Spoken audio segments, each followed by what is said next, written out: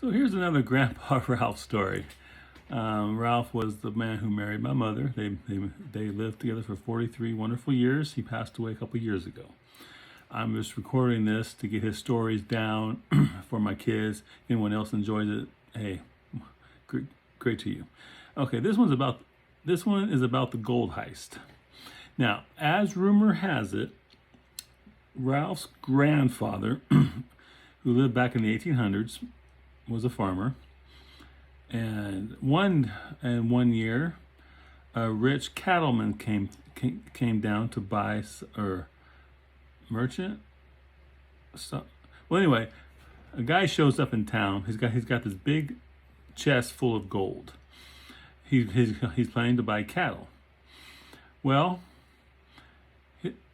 so the story goes. His grandfather and a bunch of the other guys in this area bushwhacked him, killed him, buried him in the woods, and this chest of gold was buried somewhere in Choctaw County. It was supposedly 20,000 in gold coins back in the 1800s, late 1800s. I'd say 1880s, maybe 90s.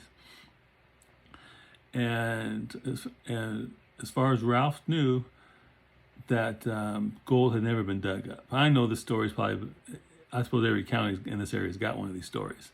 But that was his story, and he was convinced that gold was out there. He was convinced that this had happened because he'd heard it from his daddy, who in turn probably lived it with his grandfather.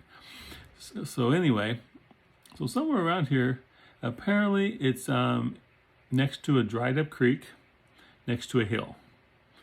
So he once said he thought he knew where it was, but it was on someone else's land, so he couldn't get to it. Now, frankly, I think if he was sure where that gold was, I don't think it being on another person's land would have stopped him from digging it up late one night.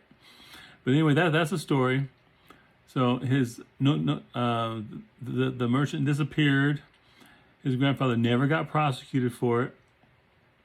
And did it actually happen? Well, there's no way to know. But it's a really cool story.